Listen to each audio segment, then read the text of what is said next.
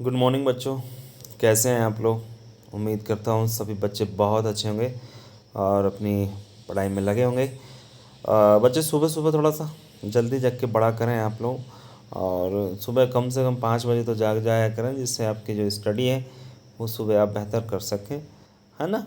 तो इस प्रकार के आपके रूल्स रेगुलेशन होंगे, ऐसा मैं मानता हूँ। और आप पढ़ भी रहे होंगे। जो लोग सुबह जल्दी नहीं जागते हैं उनसे कहना चाहता हूँ कि बच्चे सुबह आप जल्दी जागकर पढ़ा करें, ठीक है ना।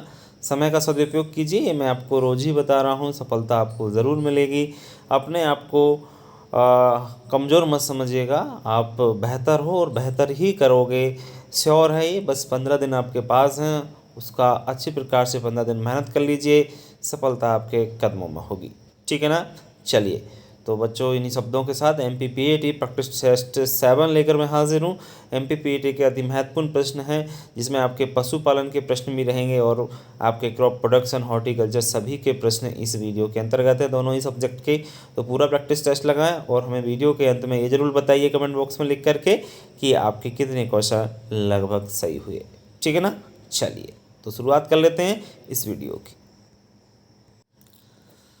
तो सबसे पहला प्रश्न है बच्चों, कैल्शियम की कमी के लक्षण पौधों पर सर्वप्रथम देखे जाते हैं। जी हाँ, कैल्शियम की कमी यदि पौधे में हो जाती है तो लक्षण किस भाग में दिखाई देते हैं। सबसे निचली पत्तियों पर दिखाई देते हैं, बीच की पत्तियों पर, शीर्ष मतलब जो ऊपरी पत्तियों पर, या उपयुक्त सभी। तो कैल्शियम की कमी के लक्षण कहाँ पर दिखाई देते हैं बच्चों, याद रखें शीर्षस्थ यानी ऊपरी पत्तियों पर लक्षण दिखाई देते हैं। नेक्स्ट है आपका क्वेश्चन, मोलिब्डेनम, एमओ का मतलब है मोलिब्डेनम। तो मोलिब्डेनम की उपलब्धता अधिक होती है किस पीएच पर, 5 पीएच मान पर, 7 पीएच मान पर, 7.5 पीएच मान पर, या 9 पीएच मान पर। तो मोलिब्डेनम की जो उपलब्धता है पौधे के लिए सबसे अधिक कितने पीएच पर होती है बच्चों, 7.5 पीएच पर। इस पर पीएच पर पौधे सबसे ज़्यादा आपके मोलिब्डेनम जो तत्व होता है उसको अवशोषित करते हैं। वैसे 7.2 भी होता है, थोड़ा सा ध्यान रखें। रॉक फॉस्फेट का प्रयोग करते हैं कौन सी मृदा में। रॉक फॉस्फेट एक आपको पता ही है फर्टिलाइजर है, और इसका उपयोग कौन सी मृदा में किया जाता है बताइए आप लोग। सोडियम मृदा में, मतलब जिसमें सोडियम की मात्रा हो उस मृदा में। उदासीन मृदा में, मतलब जिसका pH 7 हो उसमें। क्षारीय मृदा में, मतलब pH 7 से ऊपर हो। या अम्लीय मृदा में, या pH 7 से कम हो उस मृदा में। तो रॉक फास्फेट का प्रयोग कौन सी मिट्टी में करते हैं आपको ही बताना है, बहुत अच्छा प्रश्न है, याद रखें। इसका उपयोग बच्चों अम्लीय मृदा में किया जाता है। कौन सी मृदा में, अम्लीय मृदा में। बहुत इंपॉर्टेंट क्वेश्चन है, ओरोबैंकी है। ओरोबैंकी एक खरपतवार होता है, आपको मालूम होगा, और एक कैसा खरपतवार है आपको बताना है। पूर्ण मूल परजीवी है, यानी टोटल रूट पैरासाइट है। दूसरा है अर्ध तना परजीवी है, सेमी स्टेम पैरासाइट है। सी है आंशिक मूल परजीवी है, आंशिक। फिर है आंशिक तना परजीवी है। आंसर देखो दे ही रखा है, बहुत अच्छा। ये नंबर देखो दे रखा है, पूर्ण मूल परजीवी यानी टोटल रूट पैरासाइट है ओरोबैंकी, ठीक है ना। ओरोबैंकी खरपतवार होता है, ध्यान रखें आप लोग। संकर धान की खेती सर्वाधिक प्रचलित है कहाँ पर। संकर धान की खेती सर्वाधिक कहाँ पर की जाती है, आपको पहले प्रैक्टिस टेस्ट में आपको बता चुका हूँ। जापान, कोरिया, चीन, या भारत। संकर धान की खेती कहाँ पर होती है सबसे ज़्यादा बच्चों, चाइना में होती है। कहाँ पर होती है, चाइना में। बीज अंकुरण का परीक्षण किया जाता है किससे किया जाता है, ब्रोमाइड से, आयोडाइड से, क्लोराइड से, या एथिल एल्कोहल से। बीज अंकुरण परीक्षण आपको ही बताना बच्चों। सीड का जर्मिनेशन परीक्षण चेक करने के लिए, टेस्ट करने के लिए कौन से इनमें से केमिकल का उपयोग करते हैं, याद रखें बच्चों ब्रोमाइड का उपयोग किया जाता है। किसका प्रयोग करते हैं, ब्रोमाइड का। गेहूं क्या है, गेहूं C3 पौधा है, C4 है, उपयुक्त दोनों इनमें से कोई नहीं। तो बच्चों सब जानते हैं, बहुत सिंपल क्वेश्चन है, C3 प्लांट्स है गेहूँ। C4 प्लांट सिर्फ 4 होते हैं, मैं आपको पहले बता चुका हूँ। C4 कौन कौन से होते हैं, मक्का, बाजरा, ज्वार और गन्ना। याद रखें 4 एक जैसे हैं, बड़े बड़े होते हैं, पत्तियां भी चारों की सेम है, गन्ना, ज्वार, बाजरा और मक्का, ठीक है ना। ये C4 होते हैं, बाकी जितने पौधे होते हैं C3 होते हैं। एक और होता है कैम प्लांट्स, कैम प्लांट्स भी होते हैं जिसमें आपके अगेव, सीसल, 2-3 प्लांट्स और आते हैं, ठीक है। तो बढ़ते हैं आगे। नेक्स्ट क्वेश्चन है बच्चों जस्ता। जस्ता बोली तो जिंक। जिंक किस रूप में पौधों द्वारा अधिपोषित होता है, अधिशोषित होता है? जिंक को पौधे किस रूप में एब्जॉर्ब करते हैं, आपको ही पता है। जेड आइंस, जेड मतलब डबल आपको धनायन के रूप में, या जिंक ट्रिपल धनायन के रूप में, या इनमें से कोई नहीं। तो जिंक आपका जो जाता है प्लांट्स में वो इस रूप में पौधे अवशोषित करते हैं। आगे यदि हम लोग बात करते हैं, बरसीम एक चारे वाली फसल है तथा इसे बोने की सिफारिश की जाती है। बरसीम एक चारे वाली फसल है, सब जानते हैं, और इसकी बुवाई कौन से महीने में की जाती है? मार्च अप्रैल, जून जुलाई, अक्टूबर नवंबर, या जनवरी फरवरी। तो बरसीम आपकी रबी ऋतु की फसल है, उससे ही हम आइडिया लगा सकते हैं। और रबी ऋतु की फसलों की बुवाई का समय होता है लगभग अक्टूबर नवंबर महीना, इस महीने में आपकी बुवाई हो जाती है। भूगर्भीय लक्षण को कहा जाता है त्वरित क्षरण, प्राकृतिक क्षरण, भूक्षरण या जल क्षरण। तो भूगर्भीय मतलब भू के अंदर जो आपका क्षरण होता है उसको हम लोग प्राकृतिक क्षरण के नाम से जानते हैं, लक्षण नहीं है वो।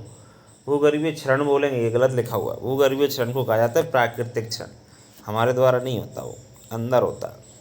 विजय, अंबर, सोना कंपोजिट प्रजाति हैं। बहुत सिंपल क्वेश्चन।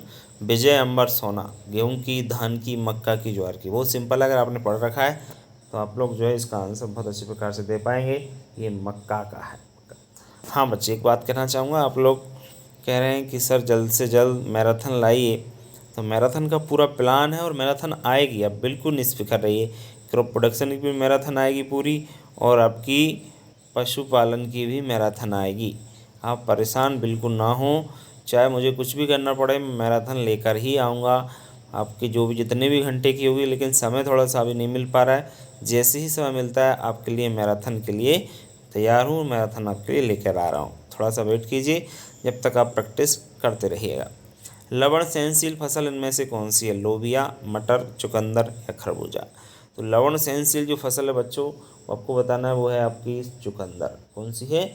ये मिट्टी का पीएच 7 से 60 मतलब 8 हो जाए तब भी चुकंदर को हम लोग बो सकते हैं। अरहर में दाना डंठल का अनुपात क्या होता है? बहुत अच्छा प्रश्न है, बहुत इंपॉर्टेंट प्रश्न है। अरहर में दाना और डंठल का जो रेशियो होता है वो क्या होता है? 1:2 यानी 1:2, 1:3, 1:10 या 1:6.8। तो देखिए इसका जो अनुपात होता है अरहर और दाना डंठल का अनुपात, वो 1:6.8 होता है। वृक्ष प्रतिशत गन्ने के रस में प्रदर्शित करता है। किसको प्रदर्शित करता है? रस में लवण की मात्रा को प्रदर्शित करता है, रस में शक्कर की मात्रा को, रस में कुल ठोस पदार्थ, या उपयुक्त सभी। तो वृक्ष प्रतिशत गन्ने के रस में जो प्रदर्शित करता है वो क्या करता है? याद रखें बच्चों, रस में कुल ठोस पदार्थ की मात्रा, रस में कुल ठोस पदार्थ की मात्रा। दलहनी फसल जो वातावरणीय नाइट्रोजन को आसानी से ग्रहण नहीं करती है। दलहनी फसल जो वातावरणीय नाइट्रोजन को आसानी से ग्रहण नहीं करती, ऐसी कौन सी फसल है? राजमा, मटर, सोयाबीन या अरहर। तो दलहनी फसल, बाकी सभी चारों ही दलहनी फसल हैं, सभी नाइट्रोजन का आपको फिक्सेशन करती है, लेकिन इसमें एक ऐसी फसल है जो नाइट्रोजन का फिक्सेशन यानी नाइट्रोजन वायुमंडल से स्थिरीकरण नहीं कर पाती है। कौन सी फसल है बच्चों? राजमा। विशेष याद रखना, इसकी जड़ों में ग्रंथियाँ नहीं पाई जाती। मूंगफली की इनमें से कौन सी किस्म है? चंद्रा, रेड कॉफिड, राधे या उपयुक्त सभी। मूंगफली की वैसे जो किस्म है वो है चंद्रा, ठीक है ना, ये ध्यान रखें। सोयाबीन से फ्लूक्लोरोलिन का प्रयोग करते हैं कब? फसल बुवाई से पहले, फसल बुवाई के बाद, फसल बोने के 40 दिन बाद, उपयुक्त में से कोई नहीं। तो सोयाबीन में जो फ्लूक्लोरोलिन दवा होती है इसका उपयोग फसल बुवाई के बाद ही करते हैं, लेकिन अंकुरन से पहले करते हैं, ध्यान रखें। फसल बुवाई के बाद लेकिन अंकुरन से पहले फ्लूक्लोरोलिन का उपयोग किया जाता है। द्वितीयक पोषक तत्व कौन सा नहीं है? Magnesium, calcium, boron, sulphur. सब लोगों को दिखाई दे रहा होगा। द्वितीयक पोषक तत्व, आपको पता है पोषक तत्वों का वर्गीकरण में को बताया जाता है कि 3 प्रकार के पोषक तत्व होते हैं, 4 प्रकार के। पहले होते हैं संरचनात्मक पोषक तत्व, दूसरे होते हैं प्राथमिक, दूसरे होते हैं तीसरे होते हैं द्वितीयक, और चौथे होते हैं सूक्ष्म पोषक तत्व। तो इसमें कहा जाए द्वितीय पोषक तत्व कौन सा नहीं है? Magnesium, calcium, boron, sulphur. तो कौन सा नहीं है? बोरोन आपका ये सूक्ष्म पोषक तत्व है, बाकी तीनों द्वितीय पोषक तत्व। ठीक है, बढ़ते हैं आगे। नेक्स्ट क्वेश्चन है, बाजरे की कम अवधि तथा शीघ्र पकने वाली किस्म कौन सी है? बाजरे की कम अवधि वाली तथा शीघ्र पकने वाली वैरायटी RH-B 171, GH-B 538, HH-B 67 और RH-B 173 कौन सी किस्म है बच्चों? आपको ही बताना है। तो कौन सी किस्म है बच्चों? बहुत सिंपल क्वेश्चन है, इसका आंसर होगा HH-B 67। बागों में सर्वाधिक प्रचलित दवा छिड़कने का यंत्र कौन सा है? Knapsack spray, hand sprayer, foot sprayer या स्प्रे गैस स्प्रेयर? बागों में सर्वाधिक प्रचलित दवा छिड़कने का जो यंत्र है वो है नैपसेक स्प्रेयर। इसके द्वारा बागों में अच्छी प्रकार से दवा छिड़की जाती है। प्याज के बीज की जीवन क्षमता कितनी होती है? 1 वर्ष, 2 वर्ष, 3 वर्ष या 4 से 5 वर्ष? प्याज के बीज की जो जीवन क्षमता होती है बच्चों, वो होती है सिर्फ 1 वर्ष तक आप उसके बीजों को बो सकते हो, उसके बाद उसकी अंकुरण क्षमता खत्म हो जाती है। अर्का ज्योति किसकी वैरायटी है? पालक, तरबूज, मिर्च या भिंडी? अर्का ज्योति किसकी वैरायटी है? ध्यान रखें, अर्का ज्योति आपकी तरबूज की वैरायटी सबसे बेस्ट वैरायटी है, ध्यान रखें। मूली का पुष्पक्रम क्या कहलाता है? रेसिम, अम्बेल, टर्मिनल रेसिम या स्पाइक? तो मूली का जो पुष्पक्रम है बच्चों वो रेसिम कहलाता है। क्या कहलाता है? रेसिम। गंगा, कावेरी, यमुना किसकी वैरायटी है? तीनों नदियां हैं, गंगा, कावेरी, यमुना। लौकी, पालक, तोरई या बंद गोभी? तो बच्चों गंगा, कावेरी, यमुना आपकी वैरायटी हैं बंद गोभी की। फलों एवं पेय पदार्थों को परिरक्षित करने के लिए कौन सी गैस का उपयोग करते हैं? फलों एवं पेय पदार्थों को परिरक्षित करने के लिए ऑक्सीजन, कार्बन डाइऑक्साइड, नाइट्रोजन या अमोनिया? ध्यान रखें, कार्बन डाइऑक्साइड का उपयोग किया जाता है। सेलोमीटर में रीडिंग अंकित होती है। सेलोमीटर जिसका उपयोग मोस्टली नमक की सांद्रता ज्ञात करने के लिए करते हैं, तो उसमें रीडिंग कितनी होती है? 0 से 100, 0 से 40, 0 से 32 या 0 से 60? तो उसमें आपकी जो रीडिंग होती है बच्चों वो होती है 0 से 100। ग्वार पाठा में NPK की मात्रा 50-50-50 किलोग्राम, 100-100-100, 150-150 या 10-10? मतलब NPK है नाइट्रोजन, फास्फोरस, पोटास। तो ग्वार पाठे में लगभग 50-50 रखते हैं। मधु, सदाबहार एवं रक्तगंधा किसकी किस्म है? गेंदा, गुलाब, चंपा, मोगरा? मधु, सदाबहार एवं रक्तगंधा ये गुलाब की वैरायटी है बच्चों। किसकी है? गुलाब की। पपीता फल वृक्ष के लिए परकुंचक रोग की दवा BSC, मिक्सचर, डाइमिथोएट, एलिंडेन? पपीता फल वृक्ष के लिए जो रोग लगता है लीफ कर्ल, उसके लिए जो दवा है वो है डाइमिथोएट। एक कीटनाशी दवा होती है और इसका उपयोग इसलिए करते हैं क्योंकि जो लीफ कर्ल रोग होता है इसको फैलाने का काम सफ़ेद मक्खी करती है, तो उसको कंट्रोल करने के लिए हमको कीटनाशी दवा का उपयोग करते हैं। सब्जी नर्सरी हेतु सामान्यतः नर्सरी का साइज क्या रखा जाता है? तो इसका जो आंसर है वो यही है, पहला वाला, 1x2 से 3 मीटर। ठीक है, चलिए नेक्स्ट है आपका प्रोटोडेंड्री अवस्था किस फल में पाई जाती है? प्रोटोडेंड्री अवस्था किस फल में पाई जाती है? सीताफल, केला, चीकू, आम? प्रोटोडेंड्री अवस्था आपकी सीताफल में पाई जाती है। रजनीगंधा किसका उदाहरण है? कंद का, प्रकंद का, घनकंद का या शलकंद का? तो रजनीगंधा का कौन सा भाग खाते हैं? शलकंद का भाग यूज किया जाता है। पौधे की आयु ज्ञात करते हैं मूल ग्रंथ से, बीज से, सांकुर डाली से या सभी असत? ये क्वेश्चन का जो आंसर है वो आप लोग दोगे, ये ध्यान रखें। पौधे की आयु किससे ज्ञात की जाते हैं? प्याज के 1 हेक्टेयर नर्सरी हेतु स्थान की आवश्यकता कितनी होती है? 100 से 125 वर्ग मीटर, 200 वर्ग मीटर, 300 वर्ग मीटर या 500 वर्ग मीटर? आंसर सही है 500 वर्ग मीटर। बेल के फल किस माह में पकते हैं? तो बेल के जो फल हैं आपके जून जुलाई महीने में पकते हैं। विटामिन B2 का अन्य नाम क्या है? एस्कॉर्बिक एसिड, थायमिन, राइबोफ्लाविन या कैरोटीन? तो विटामिन B2 का रासायनिक नाम है आपका थायमिन। संतुलित आहार में प्रति व्यक्ति प्रतिदिन हरी पत्तेदार सब्जियां लेनी होंगी 300 ग्राम, 280 ग्राम, 120 ग्राम या 85 ग्राम? तो संतुलित आहार में हरी पत्तेदार सब्जी की बात करें तो लगभग 120 ग्राम आपको लेनी होगी। पत्तेदार की बात कर रहे हैं, ये ध्यान रखना। सफ़ेद मूसली का बुआई समय 15 से 25 नवंबर, 15 से 20 जुलाई, जून का द्वितीय सप्ताह या फरवरी माह? तो जून का द्वितीय सप्ताह में सफ़ेद मूसली की बुआई का समय है। गाय की दुग्ध प्रोटीन क्या कहलाती है? एल्बुमिन, टैनिन, जीन या केसिन? दूध की जो दुग्ध प्रोटीन होती है वो मोस्टली केसिन कहलाती है। ये ध्यान रखें। और केसीन 80% टोटल प्रोटीन का पाई जाती है।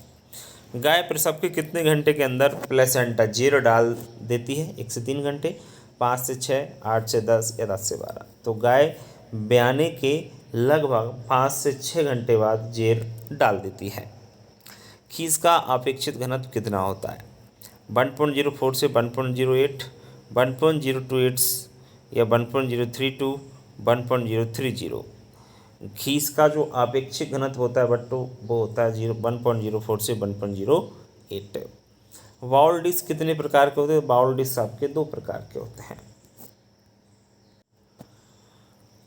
नेक्स्ट है आपका डेयरी बर्तनों में सफाई करने की विधियां हैं।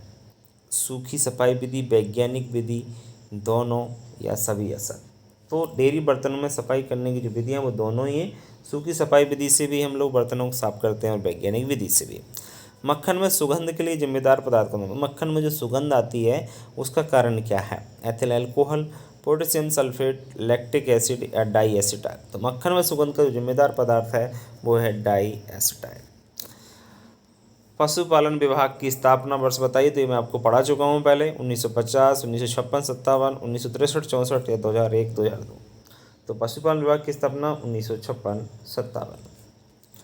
भेड़ का नर मेढ़ा क्या कहलाता है? ईव, रैम, बैंथर्स या पुलेट। तो भेड़ का जो नर मेढ़ा है वो क्या कहलाता है? रैम कहलाता है। लगड़ी रोग को क्या कहा जाता है? प्लीहा ज्वर, जहरबाद, बिसहरी या गिल्टी। तो लगड़ी रोग को क्या कहा जाता है बच्चों? जहरबाद या एकटंगा के नाम से इसको जानते हैं।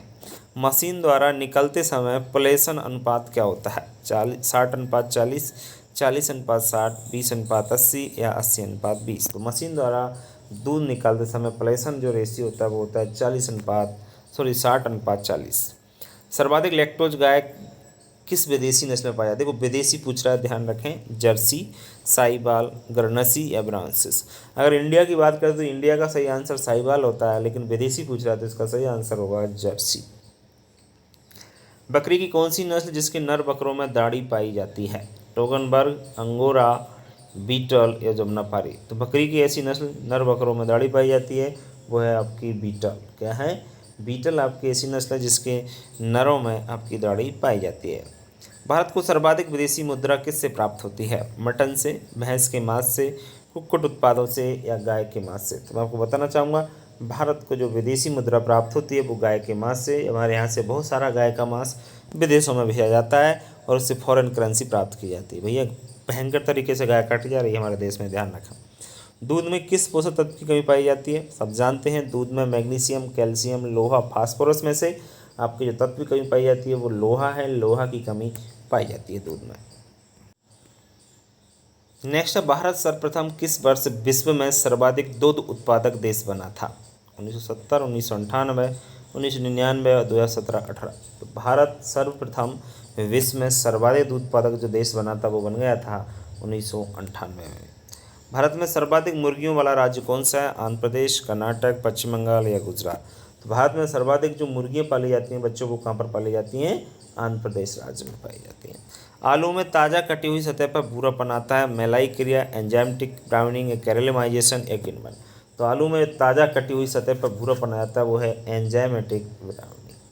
ठीक है बच्चों, ये सभी क्वेश्चन आपके जो भी आपको बताया वो सभी क्वेश्चन कंप्लीट होते हैं। उम्मीद करता हूँ सभी छात्रों ने लगभग 60 क्वेश्चन 60 क्वेश्चन हैं आपके, तो कितने आपने कर पाए कमेंट बॉक्स से लिखकर ज़रूर बताएं। कैसी आपकी तैयारी चल रही है, अपने आप को ज़रूर आँकें और अच्छी प्रकार से तैयारी करते चलें। और मैं आपको इसी प्रकार से प्रैक्टिस टेस्ट लाता रहूँगा बच्चों। तो मिलेंगे नेक्स्ट वीडियो में, तब तक के लिए बच्चों नमस्कार।